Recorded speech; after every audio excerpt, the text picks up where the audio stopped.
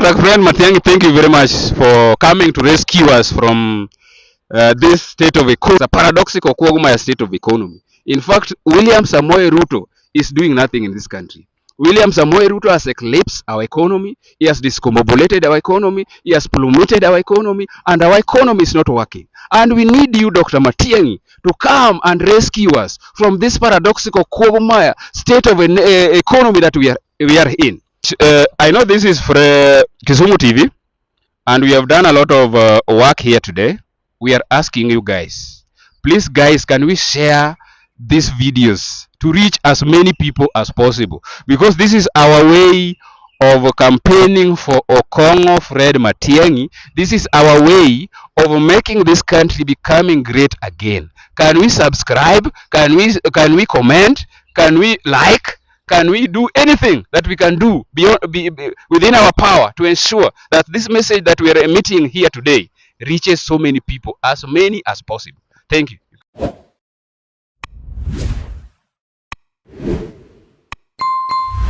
We are now seeing the political arena whereby the Kikuyus come together and they endorse Dr. Fred Matiang'i.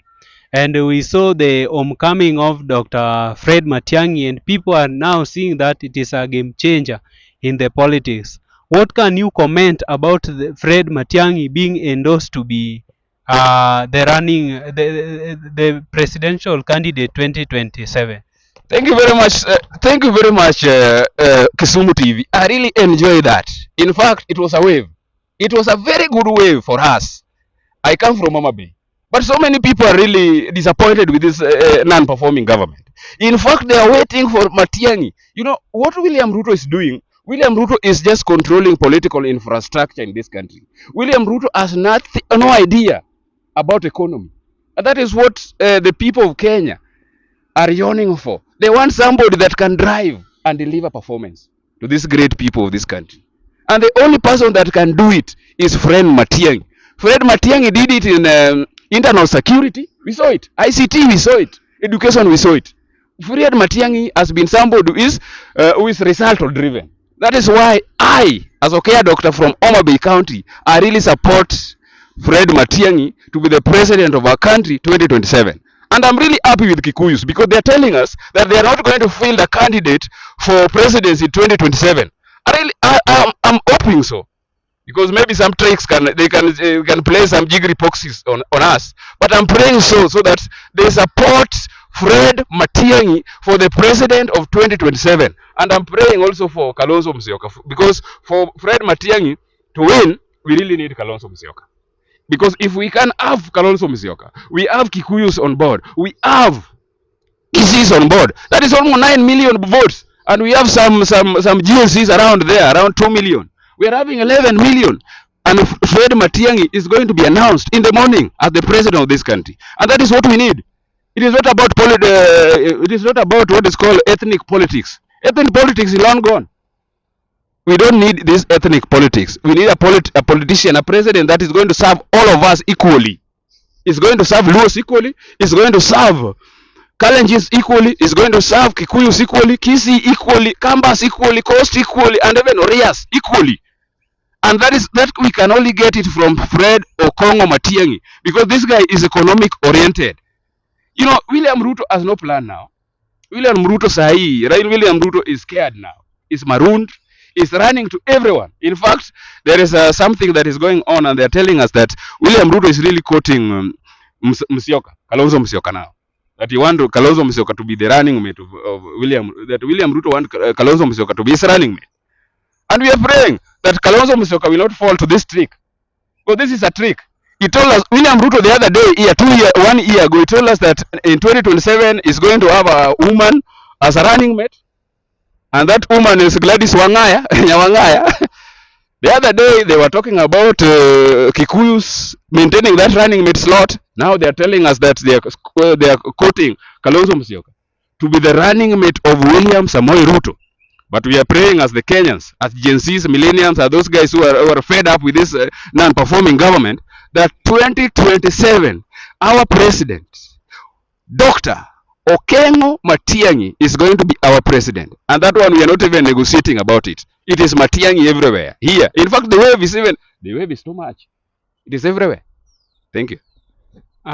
Okay, Doctor, talking about Kalonzo being persuaded to be the running mate of President William Ruto, we recently saw Morara Kibaso saying that Matiang'i can be with them at at daytime, then reaching night, he will go to the president.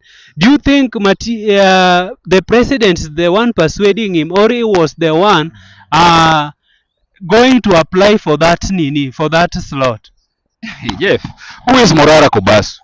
Who is Morara Kubas? GNC. That JC guy.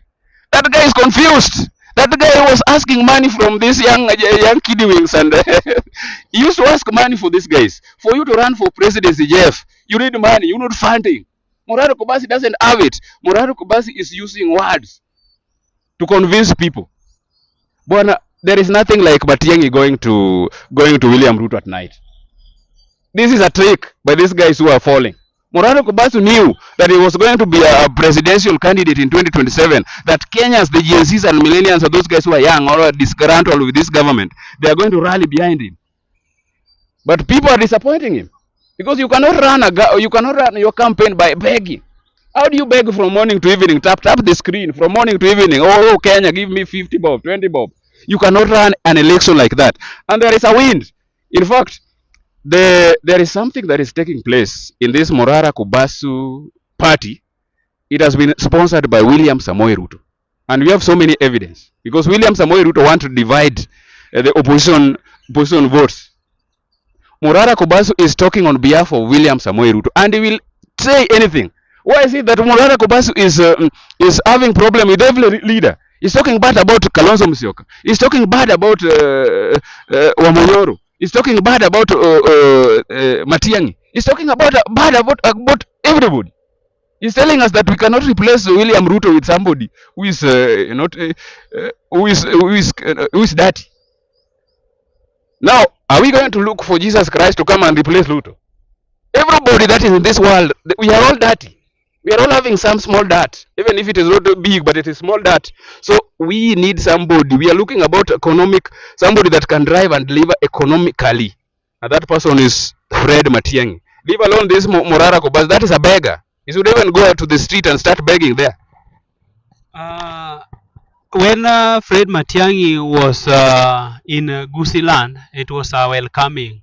We are now, if you see the social media, people are saying that Fred Matiang'i lack the policy or the sera, the things he will do to the people of Kenya.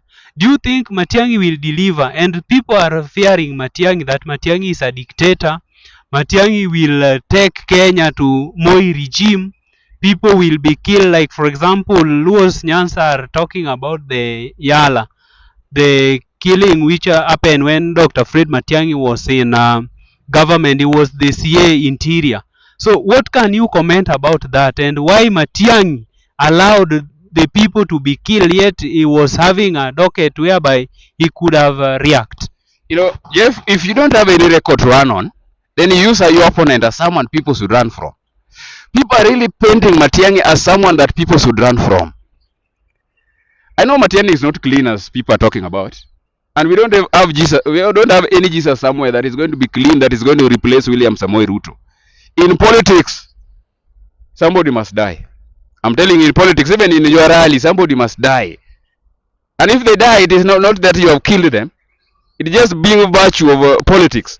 Politics, they say, it's a dirty game. And everything, people will use those jiggery poxy tricks to talk about you badly, paint you as a very dark guy. I'm telling you today, it was homecoming, Jeff.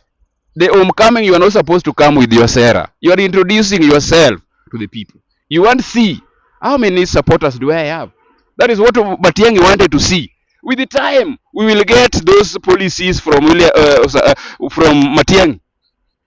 Matiang'i is going to sit with economic experts, and they are going to come up with the policies. That is going to be this policy. We are going to sell them to the great people of this country. But wait, This is almost how many years to the election? It is almost 2 years. We need not to give out our policies now, because you know our opponent can still start stealing our policy. That is what Matiang'i is doing. Is still galvanizing people together, so that he can now say, this is the number of people that I have, and now I can run. He's introducing himself to the people.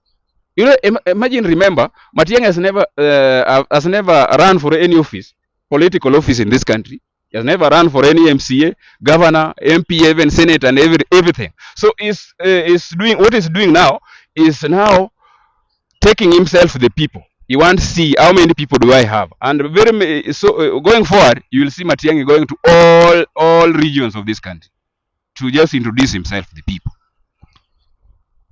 We are seeing people are talking about that Matiang'i is just doing online politics, and he should leave online politics. He should go to the ground, because online might deceive you. And again, what can you talk about that? And again, we saw our former Chief Justice David Maraga, whom people trust the most, that he is the one who can take this country to the next level. What can you talk about him, or what advice can you give him and Matiang'i? Let me first of all give you Maraga. Maraga, this time is time for Matiang'i. This euphoria that Matiang'i has created now. Online is everything in this country. In fact, it is like we are number one in Africa in online. Online is everything, especially in towns. Just see what is taking place in online. That is the ground. Matiang'i started. People are saying that Matiang'i should take himself to the people. He started taking himself to the people. He started introducing himself from Kisii. Next, he will go to another region. Probably will go to Lunyasa. Probably will go to Kambaland or Kikuyu or any other place, or Taita, or he will go to the coast. So now it is the time for Matiang'i to introduce himself physically. That is what he's doing, and that is what he has started some 2 days ago. I'm urging Maraga. Maraga, people are talking about you being the project of Kasongo. I know people are really talking bad about you now. That Maraga is a project of Kasongo. And so long as those people have given you a tag of being a project, it is really very difficult to remove that tag from you. So I'm asking Maraga, this time is time for Matiang'i. Leave Matiang'i alone. Matiang'i is our president. I come from Moma Bay. People are really singing Matiang'i there. I come from Ndiwa. People were really watching what was taking place in Kisii. I even went to Kisumu. People were happy about Matiang'i coming up with this presidential ambition. We are behind Matiang'i now. This is the time for Matiang'i. It is like the time for Kibaki in 2002. This time round, it is the time for Fred Okengo Matiang'i to be the president of this country, to drive and deliver performance that he did in ICT ministry, the performance that he drove in education sector and security. It is Matiang'i and Matiang'i alone. Full stop. Talking about Matiang'i and Gen Z, we know that Gen Z, some of them paint them that they are very lazy. This Gen Z don't have votes. They are just PR online. But when reaches the time of voting, they will sleep up to around 11. What advice can you tell Gen Z? Because they are the one, after election, they are the one politicians are using to go and create chaos. So what should they do nowadays so that they can elect their favorable? Okay, Gen Z's people are saying they are very lazy. Gen Z's are not lazy. I'm telling you, the candidature of Matiang'i came from Gen Z. It is the first thing that Gen Z's told us, that they need somebody that is going to economically drive our country. And Gen Z's came up with the name of Matiang'i online. It was freedom is coming tomorrow. Everywhere. Even now, that song is song of Matiang'i. Freedom is coming tomorrow. That is Matiang'i's song. And the Gen Z's, the people that are going to take Kasongo home, and this guy is calling themselves Gen Z's or millennium. And I'm asking Gen Z's, because people are saying that you guys are very lazy. Those guys who don't have voters card, I know Kasongo is doing something dilly-dallying with us. He doesn't want to constitute that thing called IEBC so that we can take votes. We want Gen Zs to register 100%. So if you don't have a national ID today, can you register for a national ID? Identify yourself. Then after that, let us wait for mass registration of voters, and then we take that vote, because that is the only slur that we have. Then we exigently we are going to take Kasongo home in 2027, and taking Kasongo home is going to rely on how many votes as Gen Zs are we going to have. So I'm asking Gen Zs, do everything that you can do now, whether you are doing any business online or you are doing anything online, content creation, anything, just to survive, because our economy is really going to be very good when Matiang'i becomes the president of this country 2027, and we are waiting for him. He told us in Kisi that we just need to relax, because this is a country that belongs to all of us, that we don't need to tear this country apart. This country belongs to all of us. So let us take this opportunity, register as a voter, wait for 2027, vote out William Samoei Ruto and vote for Matiang'i. Do you know Peter Salasia? Peter Salasia said once that he will be on ballot 2027 running for president. And if Matiang'i really want that docket, then Matiang'i should be his running mate, meaning Matiang'i should be his deputy. What can you talk about that? And Peter Salasia really abusing leaders. Like, for example, he really is really on the neck of former Prime Minister Raila Amolo Odinga, and is really talking bad. Peter Salasia is the one guy who can anavuta bangi mbele ya kamera, and there are some people who are looking on him as the role model. What can you talk about that? Oh, Peter Salasia. Hey, Peter Salasia. You know, if you want to be famous in this country, so many people will use other leaders. They paint them very black. For example, so many people have used Raila Amolo Odinga to be famous, and that is what Peter Salasia is doing. Peter Salasia cannot even campaign for 1 week for the presidential candidate. He cannot even campaign for 1 week. Where will he get funds? This thing needs funds. Peter Salasia is a joker, and I'm just wondering who is sponsoring this Peter Salasia guy. Peter Salasia, so nobody should take Peter Salasia as a mentor. How do you take somebody who is anavuta bangi mbele ya camera as your mentor? What we need today, we don't need people like Peter Salasia to tell us the direction of where our political direction should go. Peter Salasia, if they want William Ruto to go home, let them just campaign. But when it reaches 2027, let them come. We galvanize them together. We form one big party. Then we take Matiang'i as our presidential candidate. We identify a very strong running mate for Matiang'i. Then Matiang'i will be the president. But telling me that Peter Salasia will campaign all over the country and vote a bangi from here to the coast, western, and abusing leaders, that one will not make him the president of this country. In fact, Peter Salasia cannot run against William Samoei Ruto. William Samoei Ruto, the only person that William Samoei Ruto fears the most is only Matiang'i, Dr. Matiang'i. The other guys are hizo ni vitu tunasemanga ni punda. So farasi ni mbili. Farasi ni William Samoei Ruto on this side or the left.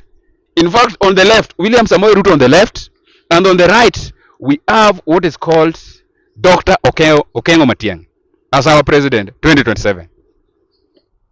And let me just say, whether Raila Amolo Odinga is going to support William Samoei Ruto on the other side and Dr. Matiang'i on this side, Dr. Matiang'i will still be the president of this country 2027, especially if Kalonzo Musyoka supports Dr. Matiang'i. We need 3 supports. Number 1, we need Uhuru Kenyatta to support Matiang'i. Number 2, Mr. Gachagua to support Matiang'i. And number 3, Kalonzo Musyoka. Those 3 guys will send William Samoei Ruto home. In fact, the 4th one is Natembeya. If Natembeya can come again on this side, it is done. It is done, I'm telling you. Because William Samoei Ruto is going to get maybe half of votes from Luo Nyanza. And some few votes from Rift Valley, from Kalenjin, and in fact, Kipsigis is not going to get. So it is very bad for William Samoei Ruto. And the only person that William Samoei Ruto feared the most is not like Kina Salasia. Those are third forces. Hizo ni punda. Hizi zingine, Matiang'i this side and William Samoei Ruto this side, these are the farasi. And those are people, these are the two people that Kenyans are going to decide between them. Thank you very much. So, nowadays we are seeing people are saying that Homa Bay are more developed than Kisumu. What can you say about that? Or what does that implement? Because we know that Kisumu is the Europe. Okay. Yeah, what can we say about that? Comparing Homa Bay and Kisumu, when it is day and night. We know currently development is taking place in Homa Bay. The development that is really taking place in Homa Bay is being taken there by national government. Our son, Dr. Raymond Omolo, is taking a lot of development to Homa Bay. He's building so many things there using national government funds. But that one does not mean that you are going to compare Homa Bay with Kisumu. Kisumu is a city. Homa Bay is just a small town in around that bay of Homa Bay. Yes, just a town next to that bay of Homa Bay, next to the lake. It is a small town. So it will take so many years, many years for Homa Bay to reach where Kisumu is. Currently, even the governor that we have of Homa Bay, that is not development oriented. PR, 10th floor, and nothing. National government channeling money through the national government they are receiving county government receiving national government fund, and they are doing nothing. Choppers everywhere. You can see what they did yesterday. In fact, from Homa Bay to Kasipul, 2 choppers. Why were they using the choppers? And the other day, 2 days ago, not even 2 days ago, 2 weeks ago, the civil servant, the county workers are not being paid. We had to make noise here so that they be paid. So there is no way you can compare Homa Bay with Kisumu. Kisumu is far more ahead of us. Kisumu is having international airstrip. Homa Bay is having Kabundi, a small strip like this. So you cannot compare. Oh, Kisumu is having airway, everything in Kisumu, even the industries are in Kisumu. There are very many. So many things are taking place in Kisumu. So many. In fact, there are some services that you cannot get in Homa Bay. You have to go to Kisumu and get them. So there is no way you can compare Kisumu with Homa Bay. And Kisumu is headed by a young who is a professor. The other guy, this lady, I don't know which level of education can we say about it. In economics and PR. Maybe that is practical. So, okay, Doctor, thank you very much. So, as a trip, it is a 4-day trip to Migori.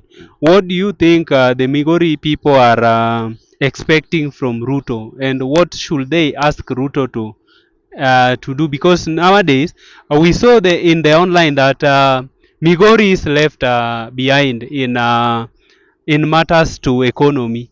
Migori, there is no any development which the national government has done in Migori. So what can they expect? Hey, people from Migori, that is where my mother come from. Migori people, those guys are being left out of this government. I don't know what they did to this ODM fraternity, this UDA fraternity. In Migori is the only place where we don't have a permanent secretary in this Ruto administration. Migori is the only place where we don't have a cabinet minister, cabinet secretary. And that is what they should tell William Samoei Ruto. Because there is no way one county from Rongo to Nyatike, the other side, okay, Sona Migori, no permanent secretary. It is very bad. And William Samoei Ruto has been going to Homa Bay. Has been going to Homa Bay almost 9 times. But Migori, this is the first time that William Samoei Ruto is going to Migori. And Migori, there is no development. And Chilo Ayako, Chilo Uyoka is there. That is the governor. So we are asking the governor of Migori, please, Governor of Migori, please, can you sit with William Samoei Ruto? Let him explain to you why he has not taken even one of our sons to be the cabinet secretary. He has not taken even one of our sons or daughters to be the principal secretary. We need even those small posts, directors, ambassadors, Anything that you can get from Migori, please get it from Migori. And don't just talk about, we are not talking about just Migori here. Migori here also includes Kuria people. So if you are considering Migori, please can you consider also Kuria people? Let them get something. We are in a country where some people are really sidelined. Like when we are talking about Migori, we are talking about Luos there. We assume that Kurias are not there. So when they go to Migori there, please ask William Samoei Ruto, we need development. The development that I'm seeing in Homa Bay, that national government has bequeathed to the people of Homa Bay, should also be bequeathed to the people of Migori. We need to see those small roads, markets. We need to see them. We need to see those airstrips in Migori. We need to see markets. We need to see. In fact, Migori, we have a very big sugar company there. We need to see bonus. We need to see Ruto giving bonus to common mwananchi there, the same way he did to Mumias. We need to see bonus. We need to see farmers, sugarcane farmers getting bonus. If Ruto is serious with Migori, we are watching William Samoei Ruto for in those 4 days that is going to be in Migori. We are going to see whether farmers are going to get bonus, especially those farmers from Awendo Sugar Company farmers. We need them to get bonus, even if they are little, but let them get bonus from there. To talk about Awendo, we saw that there are some people are saying that Ruto is really working, and for the first time, Awendo has made a profit. ISG, it was 10 million or something like that. I'm not sure of the figure. And another one is Kenya Airways has made a profit. Do you think Ruto is working, or it's just about PR? And to conclude on that again, we know Fred Matiang'i will vie for the presidency, but Ruto has the everything, as the server, everything. Do you think Fred Matiang'i will really win, or it will be just like a norm in Kenya that the person who win will not be the president? Yes, let me just talk about these things that they are telling us that Awendo made 10 million profit. Awendo has not been working. Awendo has not been working. It is this year. In fact, there is some vacancies that they announced that the other day here. Is when they are doing infrastructure of Awendo for it to work very properly now. So if somebody is telling you that Awendo has made some profit, Awendo was under receivership. It was not working. So if that is the PR that they are playing everywhere, you can manipulate figures and you come to common mwananchi and tell them, and they will take it the way it is. Kenya Airways, I don't know about it, but they could still maintain. They could still manipulate figures and give us, because William Ruto can do anything. If William Ruto told us that he's not going to work with Raila Amolo Odinga, and he's working with Raila Amolo Odinga, William Samoei Ruto himself told us that he will never impeach his deputy president. He has done it. He has impeached the deputy president. William Ruto told us that he's not going to sack ministers. He's sacking ministers after every 2 months. In fact, even now that William Ruto has taken almost 4 months without sacking or replacing or deploying these ministers, but William Ruto is doing the opposite of what he's saying. So when William Ruto is telling you that he's going to bring development, the opposite is William Ruto is not going to bring development. And I'm telling you, this country has really changed.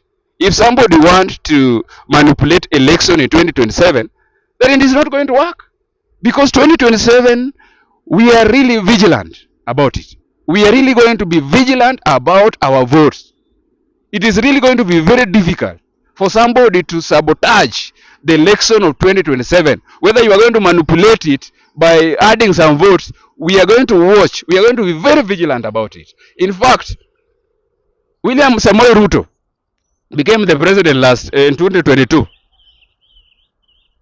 The votes were not manipulated, and we expect 2027 nobody is going to manipulate our votes. That Dr. Matiang'i is going to be the president of this country, and if he's not going to be the president of this country, let William Samoei Ruto defeat him in a free and fair election, a credible election. That is what we need. In fact, William Samoei Ruto should give us IBC now. There is no way that it's taking almost 2 years. When is he going to give us IBC? What does William Ruto know about this IBC that he doesn't want to give us that IBC now? We need that IBC now. We need you to start working today, and we need them to start voters registration. We need to monitor the register. We see the number of votes that voters that has been registered, and we verify whether those voters are the true voters that reflect on the ground. And that is what we need. But we are warning William Samoei Ruto that 2027 you are not going to rig our election, that our election is going to be free and fair. And if you want to win, can you win freely?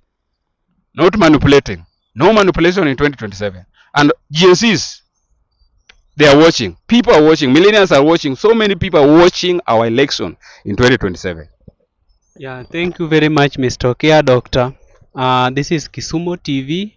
And to conclude, what word can you tell Dr. Fred Matiang'i in a conclusion? Oh, Dr. Fred Matiang'i, thank you very much for coming to rescue us from this state of economy. It is a paradoxical quagmire state of economy. In fact, William Samoei Ruto is doing nothing in this country.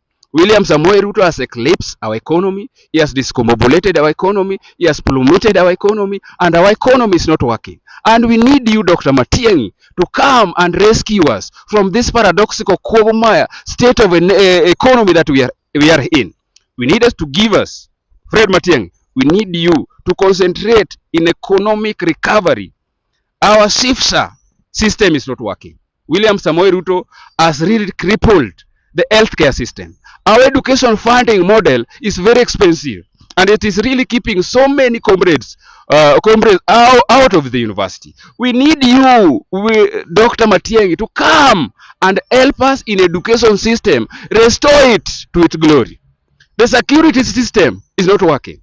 Our MPs are being murdered. Our common mwananchi being murdered everywhere. We need you, Fred Matiang'i, to concentrate on the security of our nation.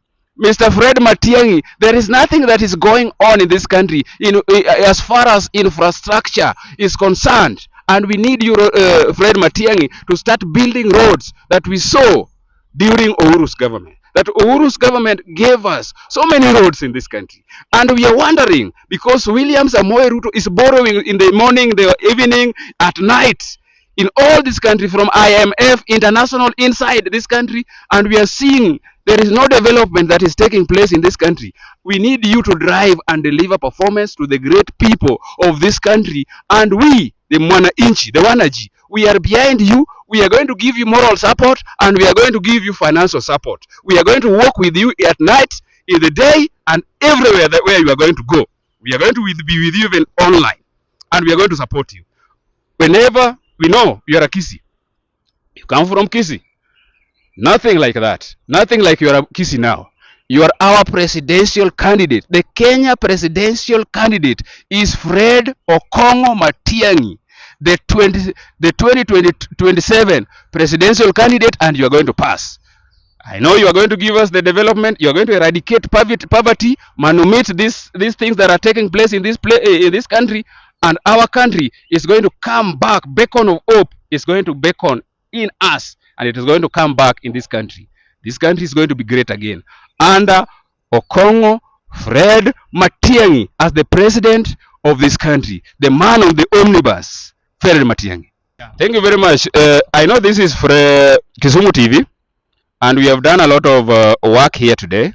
We are asking you guys, please guys, can we share these videos to reach as many people as possible, because this is our way of campaigning for Okongo Fred Matiang'i. This is our way of making this country becoming great again. Can we subscribe? Can we comment? Can we like? Can we do anything that we can do within our power to ensure that this message that we are emitting here today reaches so many people, as many as possible? Thank you. Welcome to Kisumu TV, your ultimate destination for thought-provoking content on church issues, politics, and trending topics. Dive into insightful discussions on sermons, uncovering hypocrisy within the church and exploring the intersection of faith and society. A deep dive into church issues, explore the nuances of sermons, interpretations, and the challenges facing modern-day congregations, unmasking hypocrisy. We fearlessly dissect and discuss hypocrisy within religious institutions, fostering a dialogue for positive change. Political discourse. Stay informed with our unbiased take on political events and how they intersect with moral and ethical principles. Trending insight. From viral trends to societal movement, we keep you updated and engaged with what's happening around the world. Join our community of thinkers, seekers, and change makers. Hit subscribe and turn on notifications to never miss out on our latest video. Let's explore, question, and learn together at Kisumu TV.